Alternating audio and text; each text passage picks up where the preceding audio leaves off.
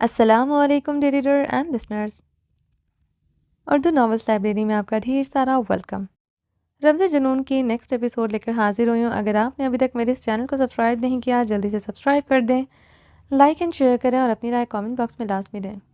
चलें वीडियो को स्टार्ट करते हैं। कमरे की दर दीवार बुरी तरह हिलने पर ज़रान खानज़ादा हड़बड़ाते हुए उठा था। पूरा कमरा हिल रहा था।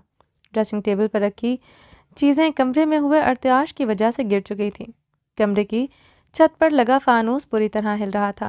ज़रान खानज़ादा ने सोई हुई अब्रिश के चेहरे तक कंबल दिए कलमा पढ़ते हुए अपने कपड़े पहने थे। झटके शदीद हो चुके थे। ज़रान खानज़ादा के चेहरे पर खौफ और हिरास छाया था। खुद से कहीं ज़्यादा अब्रिश और अपने बच्चे की फिक्र हुई थी। ज़रान बेड के हिलने पर अब्रिश जोरदार चीख मारते हुए उठकर बैठी थी। कमरे को हिलता देखकर अब्रिश की रंगत सर्द हुई थी।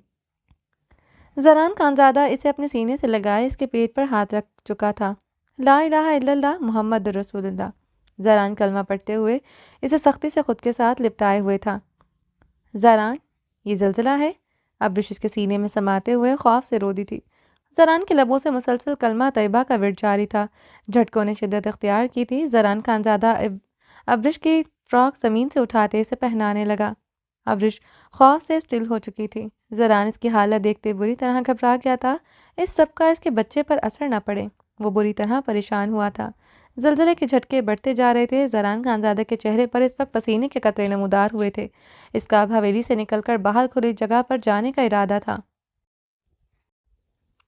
अब इसका इसका अब हवेली से निकलकर बाहर खुली जगह पर जाने का इरादा था। अगर ज़लज़ले की शिद्दत ऐसे ही रहती तो शायद कमरे की छत और दरो दीवार पर इन पर गिर जाते। अब्रिश को इसके कपड़े पहनाते हुए इसे इसके वजूद पर अपनी शाल देते। ज़रान बेड से उठा था मगर झटका इतना ज़ोर से लगा था कि वो बेड पर बुरी तरह गिरा। अब्रिश खौफ से मज़ीद बुरी तरह चीखने लगी थी।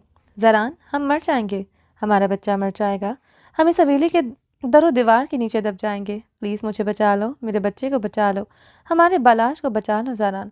वह ज़रान खानज़ादा की शर्ट मुठियों में जकड़े हज़ियानी चीखी। कुछ नहीं होगा, ना तुम्हें ना मेरे बच्चे को। अल्लाह पर यकीन रखो, दुरूद शरीफ पढ़ो, अल्लाह से दुआ मांगो, अल्लाह सब बेहतर करेगा। ज़रान खानज़ादा इसे अपने सीने से लिपटाए कपकपाते लबों से आंखें मूंदे कलमा पढ़ने लगा। इसे यकीन हो चला था वो लोग नहीं बचने वाले। जितने तेज झटके लग रहे थे, कुछ बैद नहीं था। कुछ ही लम्हों में यह हवेली के दरो दीवार और छत ज़मीन का हिस्सा बने होते। वो इतनी बड़ी हवेली से अब्रिश को लेकर नहीं निकल सकता था। वह जिस हालत में थी, एक झटका भी लगता है इसका बच्चे को कुछ हो जाना था। ज़रान खानज़ादा ने आंखों से अब आंसू बहते अब्रिश के बालों में जज्ब हुए थे। मुझे मरना नहीं है ज़रान, मैं अपने बच्चे को अपने पेट में लिए मरना नहीं चाहती, मुझे निकालो यहाँ से। अब्रिश रोते हुए चीखी थी। ज़रान ने गहरे सांस लेते कमरे के दरो दीवार को देखा। ज़लज़ले की शिद्दत कम हुई थी। अल्लाह अकबर, वो ऊंची आवाज़ में बोलते बेड से उठते अब्रिश को अपनी गोद में उठा चुका था। अब्रिश इसकी शर्ट मुठियों में जकड़े जोरों के तार चीखे मारते हुए इसके सीने से लिपटे आंखें मूंद चुकी थी। ज़रान खानज़ादा अपने कदमों को मजबूती से जमाते दुरूद शरीफ पढ़ते कमरे से निकल आया था। ज़लज़ले के झटके अभी भी लग रहे थे मगर इनकी शिद्दत बतरजी कम होती जा रही थी। अल्लाह अकबर, अल्लाह अकबर। ज़रान ऊंची आवाज़ में अल्लाह से मदद मांगते हुए मुख्तलिफ राहदारियों से गुजरते लाउंज में आया। अब्रिश इसके सीने में मुंह छुपाए खौफ से बुरी तरह लड़स रही थी। लाउंज में आते ही ज़रान अपनी मजबूत कदमों पर काबू न पा सका। वो बुरी तरह लड़खड़ाते पीछे को होते ज़मीन बोस हुआ था। अब्रिश चीखते हुए इसके साथ लिपटी थी। ज़रान खौफज़दा होते इसे अपने सीने में भींच चुका था। मौत हो या जिंदगी, वादा तो यही किया था, हमेशा तुम्हें अपनी धड़कनों के करीब रखूंगा। वो अपने सीने पर कांपते इसके वजूद को समेटे से अपने नीचे कर चुका था। अब्रिश रोते हुए इसकी शर्ट चकड़ गई चुकी थी। वो इसे अपने नीचे ढांपे हुए ऊंची आवाज़ पर खुदा से मदद मांगने लगा। आई शावर लेने के बाद वॉशरूम की अलमारी में लटका ज़ावियार खानज़ादा का सफ़ेद कलर का पैरों तक को छूता बाथरूम गाउन पहने बाहर आई। कमरे में ज़ावियार खानज़ादा कहीं नहीं था। यकदम कमरे की दरो दीवार को हिलते देखते वो खौफज़दा हुई थी। कमरे में रखा फर्नीचर ताश की वजह से हिल रहा था।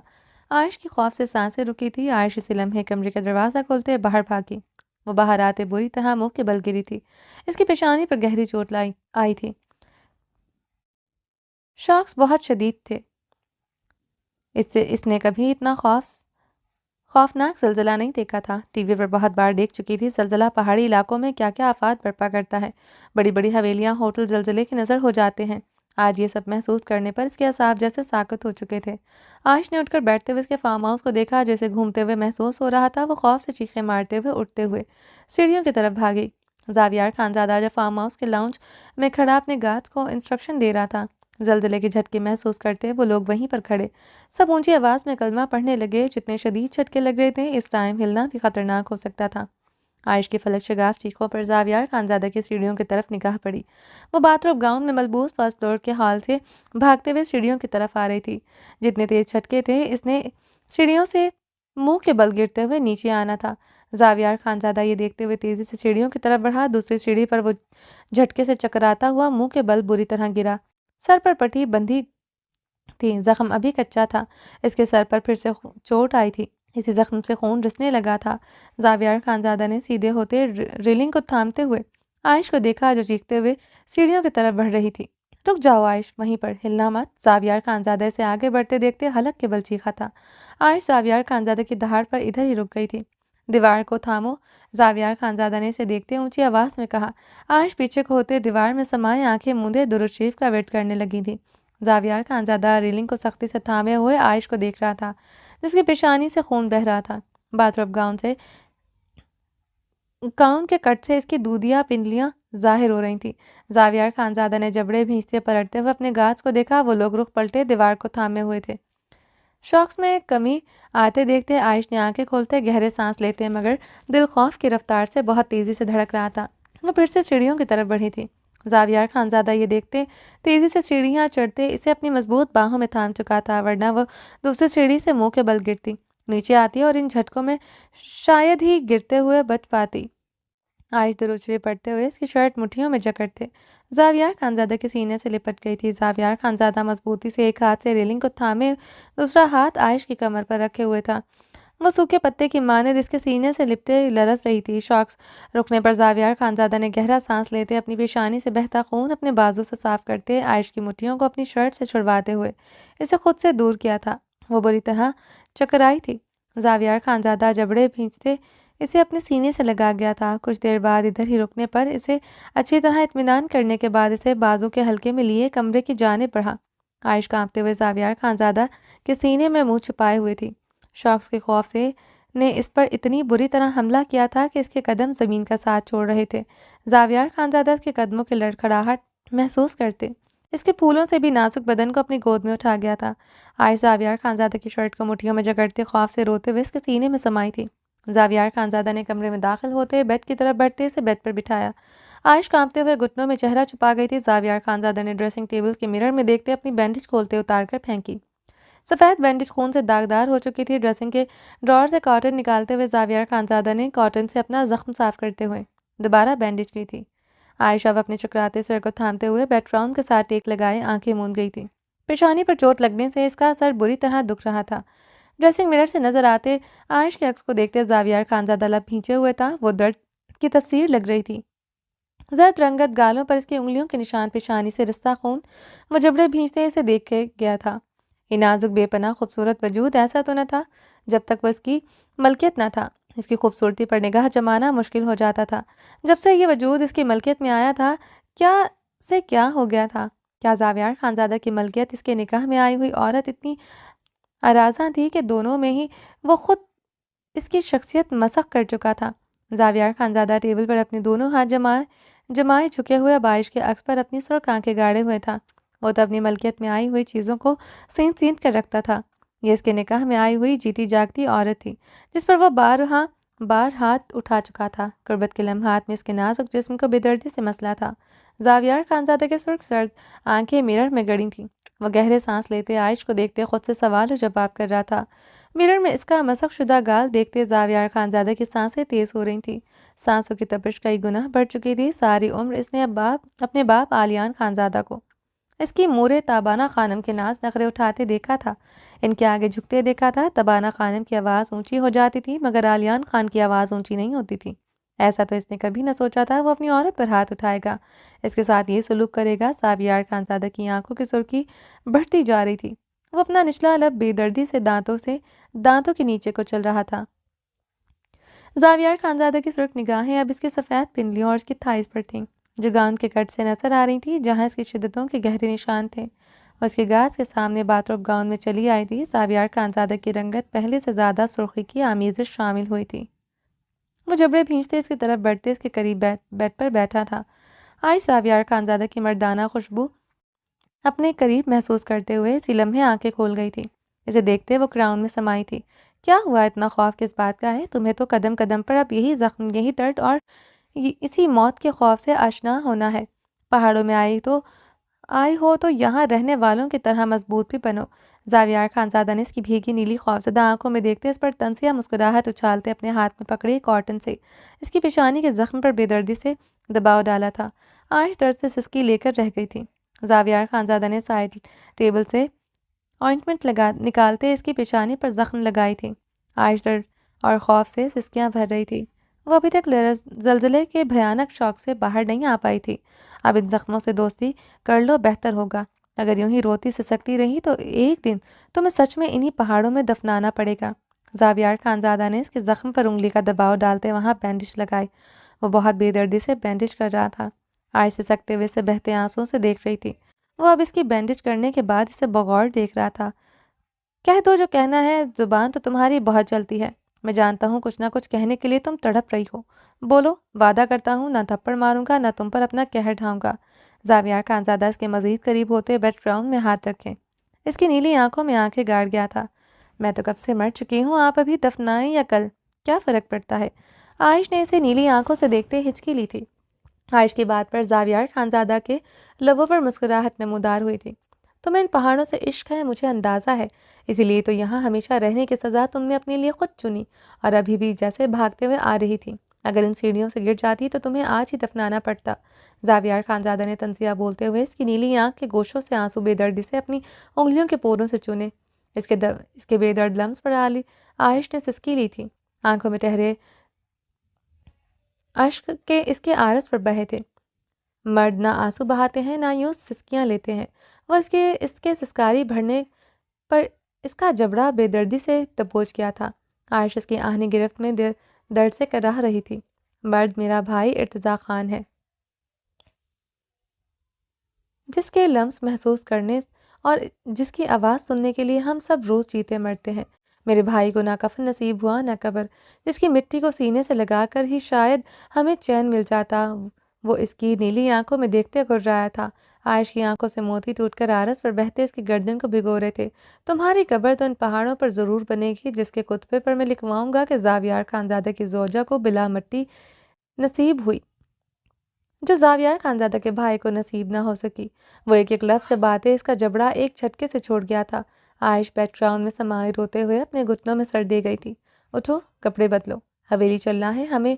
और इसके सिसकते वजूद को कहर बार निगाहों से घूरते हुए खड़ा हुआ था। उठो, आयश को यूं ही घुटनों में चेहरा दिए देखते वो धाड़ा उठा था।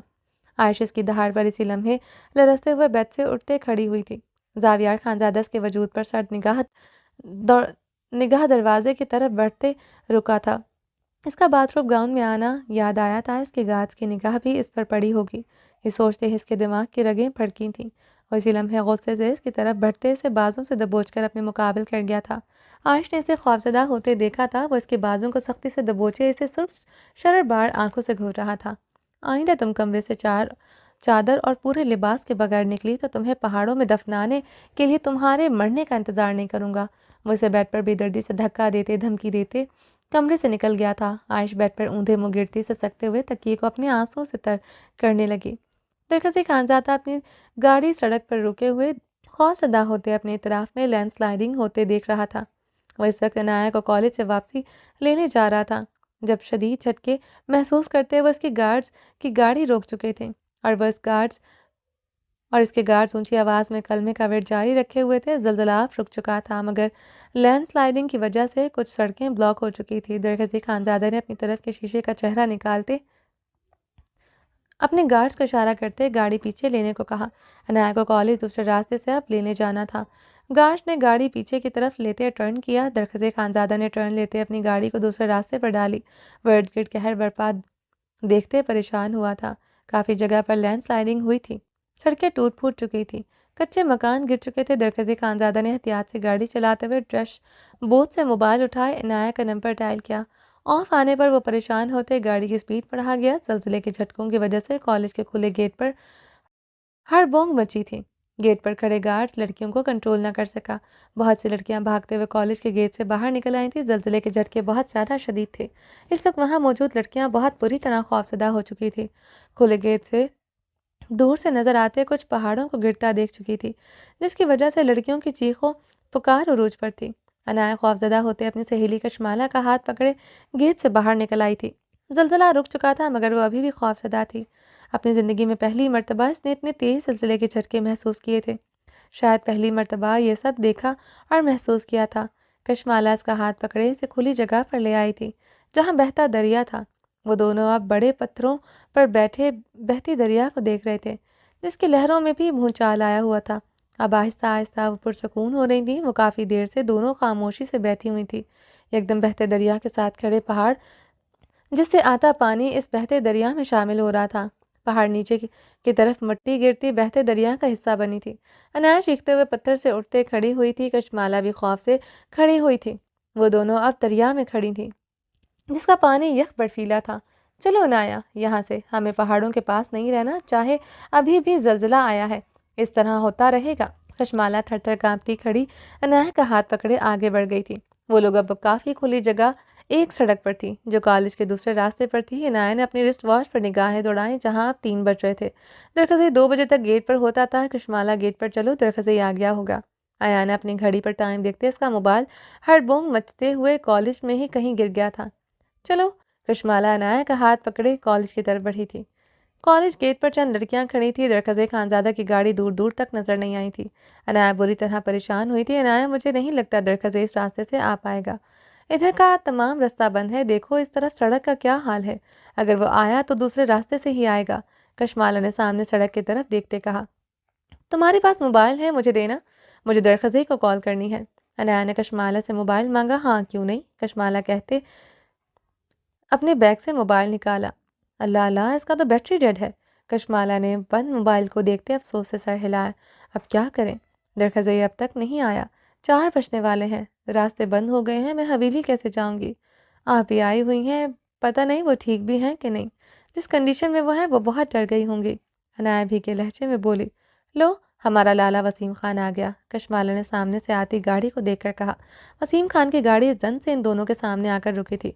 वसीम गाड़ी से निकलते कशमाला की तरफ बढ़ा। इसकी बड़ी सी जीप पीछे से ओपन स्टेज पर गार्ड्स बंदूकें ताने बैठे थे। तुम ठीक है कशमाला? वसीम खान ने आगे बढ़ते कशमाला के सर पर हाथ रखा। हम ठीक है लाला, तुम बताओ सब ठीक है? बचत हो गया ना? इस जल्जले ने ज़्यादा तबाही तो नहीं मचाया? कशमाला ने संजीदगी से पूछा। अल्लाह का शुक्र है बहुत बचत हो गया है, मगर लैंडस्लाइडिंग की वजह से सड़कें गिर चुकी हैं, रास्ते बंद हैं, अभी भी लैंडस्लाइडिंग हो रहा है। चलो जल्दी चलो, ये ना हो ये वाला रास्ता भी बंद हो जाए। वसीम खान उजलत में कहते अपनी गाड़ी की तरफ बढ़ गया था। पर लाला, हम अपना सहेली को अकेला छोड़कर कैसे जा सकता है? इसका घर से कोई नहीं आया अभी इसको लेने। कशमाला ने नाया की तरफ देखते परेशानी से कहा। वसीम खान ने रुकते हुए नाया पर निगाह डाली, जो सफ़ेद कढ़ाई वाली शॉल लिए परेशान सी खड़ी थी।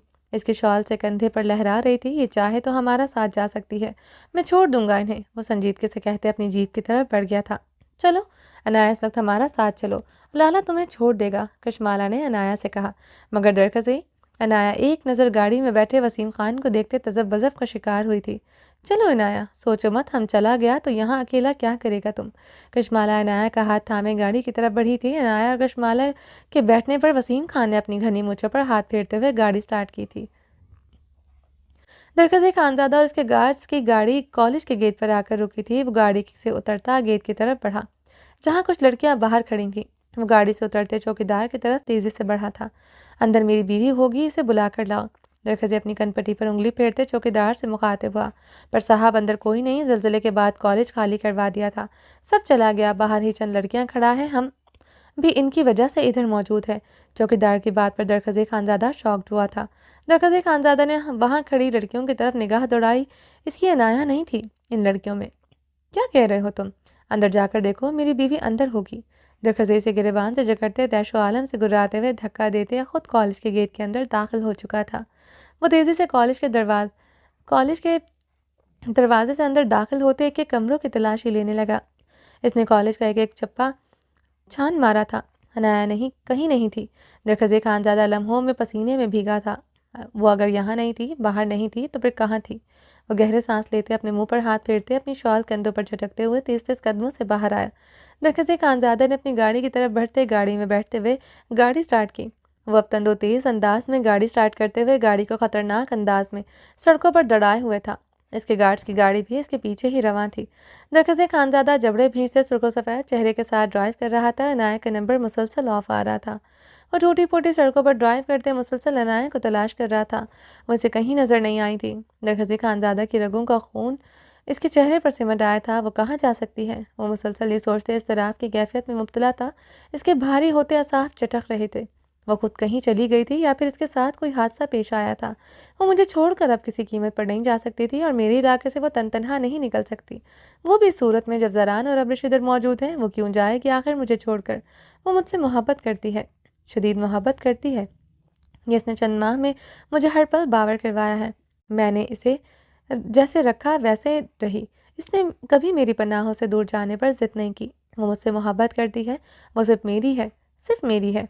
इस रोए ज़मीन पर सिर्फ दरखज़े खानज़ादा का कोई है तो वो सिर्फ अनाया है। वो स्टीयरिंग पर मुक्का मारते बदहवास होते तैशो आलम से चीखा था। इसके वजूद पर ही नहीं, इसके दिल पर भी सिर्फ दरखज़े खानज़ादा का हक है। तुम सिर्फ मेरी हो अनाया, तुम सिर्फ मेरी हो। वो बदहवास होते चीख उठाता, क्यों किया मेरे साथ ऐसा, क्यों किया?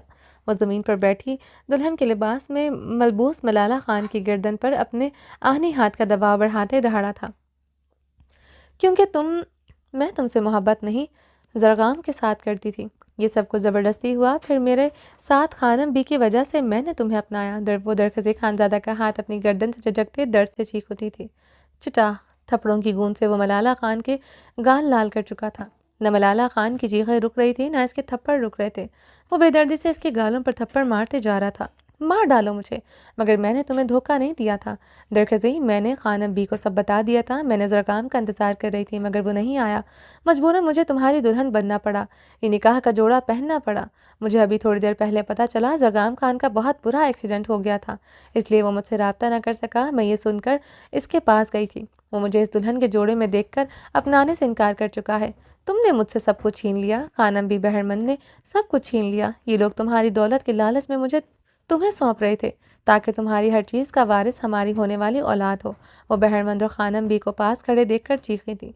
दरखज़े खानज़ादा ये सब याद करते हुए स्टीयरिंग पर अपनी उंगलियां जमाते जब्त से खुद पर काबू पाए हुए था।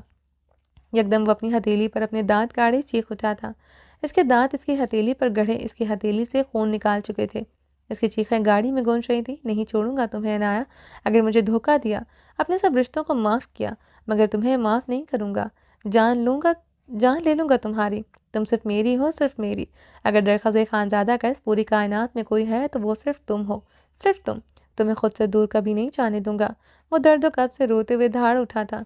इसकी ब्राउन आंखों से आंसू बहते इसके आरिस का हिस्सा बन रहे थे। बहुत मोहब्बत करता हूँ स्वयं तुमसे, बेहद मोहब्बत करता हूँ। वो अपनी जख्मी हथेली स्टीयरिंग पर मारते चीखते हुए गाड़ी की स्पीड बढ़ाए हुए था। आगे टूटी सड़क देखकर दरखज़े खानज़ादा ने गाड़ी रोकी थी।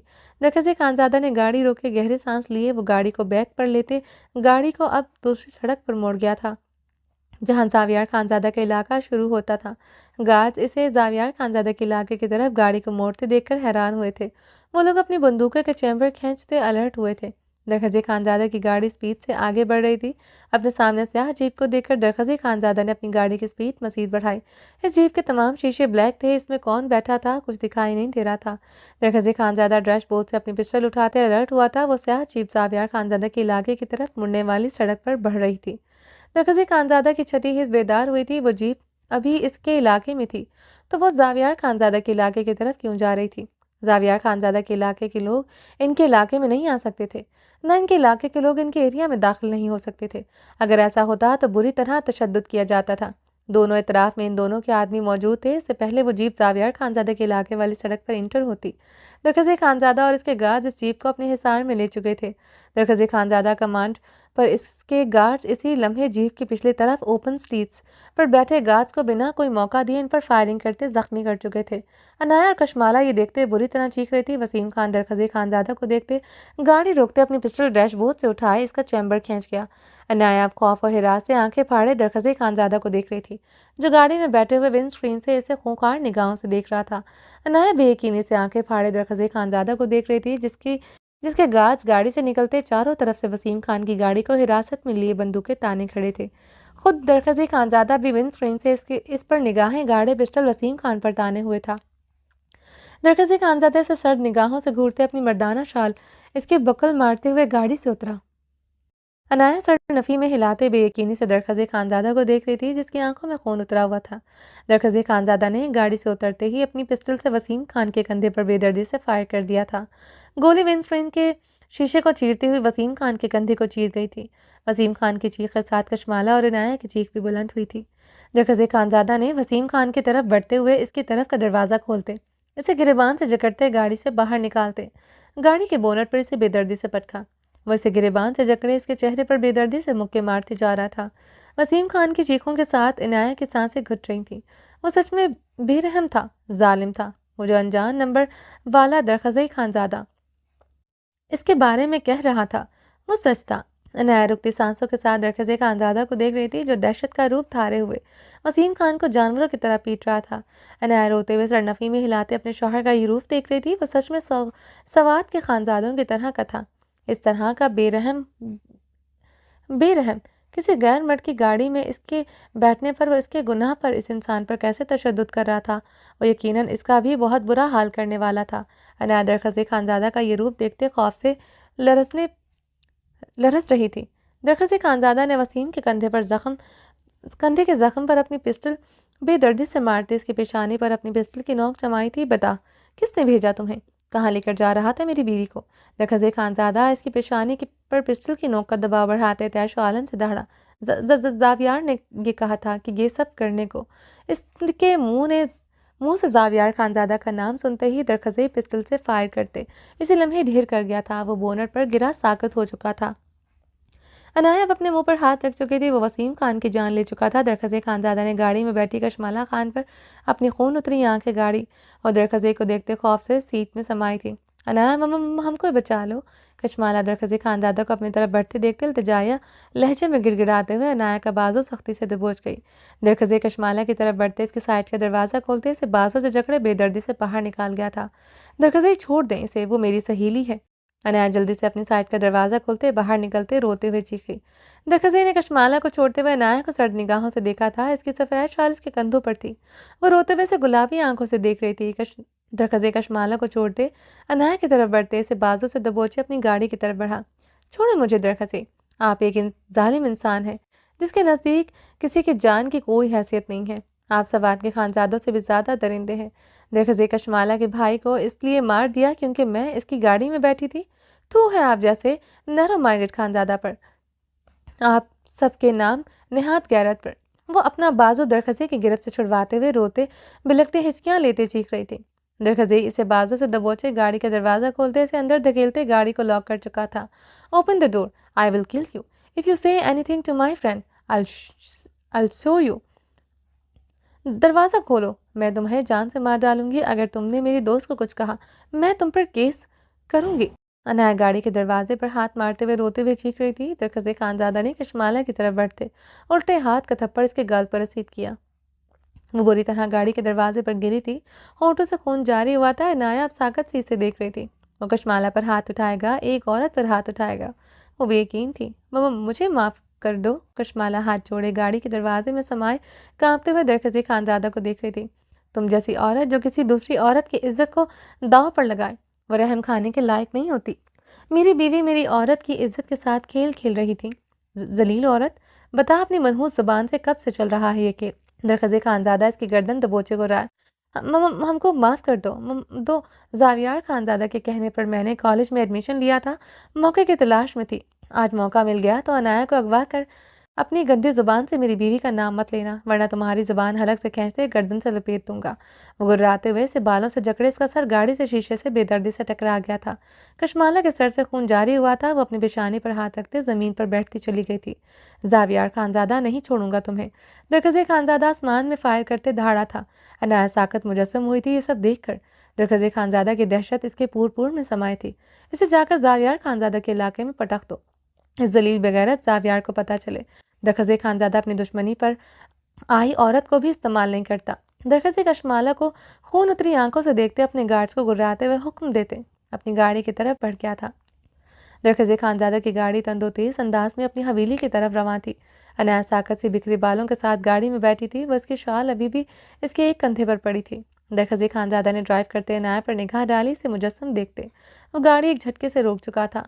मायसैन उसकी तरफ होते इसके गले से लगे इसे सख्ती से अपने सीने से लिपटा चुका था। मुझे लगा था जैसे मैं तुम्हें खो चुका हूँ। मुझे लगा मेरी सांसें रुक गई हैं। मुझे खुद में भींचते हुए भीगे लहजे में बोल रहा था। अनाया साकत सी इसके सीने से लगी हुई थी। दरखज़े खानज़ादा ने इसे खुद से अलग करते हुए इसके चेहरे पर बिखरी लटें नरमी से सवारी। इसके सर पर शॉल नरमी से उड़ाई थी। वो इसके आरस पर जमे आंसुओं की लकीर पर अपने दहकते लब रख गया था। सबने दरखज़े खानज़ादा की जान निकाली है, मगर तुमने तो मेरी सांसों पर जैसे पाँव रख दिया था। न जान निकल रही थी, न सांसें चल रही थी। तुम मेरे लिए क्या हो, आज दरखज़े खानज़ादा पर सही मायनों में इदराक हुआ है। तुम मेरी ज़िंदगी हो, मेरा सब कुछ। वह इसके नकूश को दीवानगी के आलम में चूमते हुए बोल रहा था। अनाया साकत से इसे खाली खाली निगाहों से देख रही थी। कशमाला को मारा, एक औरत पर हाथ उठाया। दरखज़े अनाया ने हिचकी ली थी। इसके भाई को बेदर्दी से मार दिया, वो भी इसकी वजह से कि मैं इसकी गाड़ी में बैठी थी। ये क्या किया दरखज़े? कैसे खानज़ादा हो, एक औरत की इज्जत, किसी की जान की आपके नज़दीक कोई अहमियत नहीं? अनाया ने दरखज़े की शर्ट मुठियों में थामते हुए हंसियानी चीखते हुए सवाल किए। वो अपने हवास में नहीं लग रही थी। दरखज़े खानज़ादा ने एक बेगुनाह का खून किया। इसकी सहेली पर हाथ उठाया। वो बदहवास होते हवास खो रही थी। वो औरत नहीं थी, औरत के नाम पे धब्बा थी। वो दोनों भाई बहन नहीं थे। दरखज़े झूठ मत बोले, मत झूठ बोले। इसीलिए मैं खानज़ादों से डरती थी। बहरज़ाद खान ने क्या किया मेरे साथ, अब आपने क्या किया कशमाला के साथ? दरखज़े इस पर हाथ उठाया। इसके भाई की बेदर्दी से जान ली। कभी माफ़ नहीं करूँगी, कभी माफ़ नहीं करूँगी आप जैसे वहशी दरिंदे को, जो इंसानों और जानवरों में फ़र्क न जानता हो। अनाया दरखज़े खानज़ादा की शर्ट मुठियों में दबोची हंसियानी रोते हुए चीखी थी। ठीक कह रही हो, नहीं है मुझ में कोई फ़र्क, क्योंकि मैं इंसानों में फ़र्क करता हूँ, जानवरों को जानवरों की तरह ही ट्रीट करता हूँ। दरखज़े की मुठ्ठियों से अपनी शर्ट छुड़वाते हुए सबसे बोला, have you lost your mind दरखज़े? They were humans, not sheep, to be slaughtered in the feasts, to be cut down one after another while you celebrate. आप होश में हैं दरखज़े? वो इंसान थे, आपकी दावतों के काटे जाने वाले दुम्बे नहीं, जिन्हें धड़ाधड़ काट कर जश्न मनाया जाए। अनाया अंग्रेजी में बोलते हुए रोते हुए चीखी थी। तुम्हें कुछ समझ नहीं आएगा अनाया इस वक्त। जब तुम मुझे गलत समझ रही हो, मैं तुम्हें कुछ भी कहूँगा, तुम्हें समझ नहीं आएगी। दरखज़े संजीदगी से बोलते गाड़ी स्टार्ट कर चुका था। मैं आपके साथ नहीं रहूँगी, मैं वापस हवेली नहीं जाऊँगी, मुझे अमेरिका वापस जाना है, मुझे नहीं रहना आप जैसे जानवर के साथ। अनाया चीखते हुए गाड़ी के दरवाजे के हैंडल पर हाथ जमा गई थी। दरखज़े दांत पर दांत जमाए चेहरे के साथ ड्राइव कर रहा था। वो हैंडल को जकड़े लॉक खोलने की कोशिश करते हल्कान हो रही थी। गाड़ी में इसकी हिचकियां गूंज रही थी। दरखज़े सर्द सपाट चेहरे के साथ ड्राइव कर रहा था। अनाया ने डैशबोर्ड से परफ्यूम की बोतल उठाते हुए अपनी साइड शीशे पर पूरी कुव्वत से मारी थी। परफ्यूम की शीशी टूटते इसके कांच की किरचियाँ अनाया के हथेली में पेवस हुई थी। अनाया दरखज़े चीखते हुए एक झटके से गाड़ी रोक चुका था। मायसैन, दरखज़े खानज़ादा ने तड़पते हुए अनाया की जख्मी हथेली जकड़ी। अनाया ने अपनी हथेली से खून निकलते हुए देखते अपने चकराते सर को थामा था। दूसरे लम्हे वो होश और खर्च से बेगाना होते दरखज़े खानज़ादा की बाहों में झूल चुकी थी। ज़रान खानज़ादा हवेली की लाउंज में ज़मीन पर चत लेते हुए अब्रिश को अपने सीने पर लिटाए इसकी कमर को जकड़े हुए था। अब्रिश इसके सीने पर सर रखे आंखें मूंदे अभी भी कपकपा रही थी। ज़रान खानज़ादा का एक हाथ फ्रॉक के अंदर से अब्रिश के पेट पर नरमी से सरसरा रहा था। जहाँ से मूवमेंट महसूस हो रही थी, वो दिल ही दिल में खुदा का शुक्र अदा करते हुए अब्रिश के बालों को चूम रहा था। मुझे लगा मिस्टर खानज़ादा आज सब खत्म हो जाएगा, मैं तुम्हें खो दूंगी, अपने बच्चे को खो दूंगी, ज़मीन में ऐसे ही समा जाऊंगी। वो ज़रान खानज़ादा के सीने पर सर रखे हुए रोते हुए बोल रही थी। ज़रान खानज़ादा खामोशी से इसकी बातें सुन रहा था। मौत से ज़्यादा खौफ अपनों के खोने का होता है, इसे आज मालूम हुआ था। खुद से ज़्यादा इसे अपने बच्चे और बीवी की फिक्र थी। मुझे खुद से ज़्यादा तुम्हारी और बच्चे की फिक्र थी। अब्रिश की बात पर ज़रान खानज़ादा के लब मुस्कुराहट में ढले थे। ज़रान खानज़ादा ने बहुत नरमी से इसे अपने सीने से उठाया था। अब्रिश इसके सीने से हटते ज़मीन पर बैठ चुकी थी। वह खड़ी नहीं हुई थी। इसे अभी भी सब घूमता महसूस हो रहा था। ज़रान ने खड़े होते इसका हाथ नरमी से थामा था। ज़रान, मैं उठ नहीं सकूंगी, मुझे सब घूमता महसूस हो रहा है। अब्रिश ने ज़रान का हाथ थामते हुए रोते हुए कहा था। ज़रान ने झुकते हुए इसे गोद में उठाया था। अब्रिश हिचकी लेते इसकी शर्ट मुट्ठियों में जकड़ गई थी। ज़रान खानज़ादा इसकी पेशानी नरमी से चूमते कमरे की जानिब बढ़ा था। ज़रान, अंदर नहीं जाना, मुझे डर लग रहा है, बाहर चलो, फिर से ज़लज़ला आ गया तो। अब्रिश ने इसकी शर्ट मुट्ठियों में जकड़े लरसते लबों से कहा। ज़रान मुस्कुराते हुए इसे लिए अंदर की जानिब बढ़ गया था। कमरे में दाखिल होते ज़रान ने बहुत नरमी से बेड के वस्त में इसे लिटाया था। अब्रिश के करीब बैठते वो बहुत नरमी से इसके बालों में उंगलियां फेरने लगा था। अब्रिश खौफजदा होते इसे देख रही थी। मेरी जान, अब नहीं लगेगी शॉक्स, यहाँ ये नॉर्मल है। ये झटके शदीद थे मगर अब बिल्कुल ठीक है। वैसे भी अब्रिश इस तरह डर कर इंसान जीना तो नहीं छोड़ देता। जो यहाँ हुआ वो कहीं कहीं भी हो सकता था। सवात में, इस्लामाबाद में ये कुदरती आफात है जिसमें इंसान का बस नहीं चलता। जरा ने नरमी से कहते झुकते हुए अब्रिश की पेशानी पर लब रखे थे। अब्रिश इस बात में सर हिलाते उठकर बैठते हुए जरान खानजादा के सीने से लगी थी। जरान ने इसे खुद में भींचते हुए अपना मोबाइल साइड टेबल से उठाया जहाँ शहराम असफंदा मीना खाना मरहम खानजादा सबकी ढेरों मिस कॉल थी। यकीनन सब इनकी खैर मालूम करना चाहते थे। जरान खानजादा ने जल्दी से अरहाम खान का नंबर डायल किया था। जी लाला, बिल्कुल खैरियत से हैं जी लाला, अब्रिश ठीक है जी लाला, सब ठीक है। जरान खानजादा फ़ोन कौन से लगाए कहा। वो अरहाम खानजादा को मुतमईन करने के बाद वो अब अमीना खानम का नंबर डायल कर रहा था। चलें जी, बाकी का नेक्स्ट एपिसोड में कंटिन्यू करेंगे। उम्मीद है आपको ये एपिसोड पसंद आई होगी। चैनल को सब्सक्राइब नहीं किया, जल्दी से सब्सक्राइब कर दें, लाइक एंड शेयर करें और अपनी राय कमेंट बॉक्स में लाजमी दें। अपना ढेर सारा ख्याल रखिएगा, दुआ में याद रखिएगा। अल्लाह हाफिज़।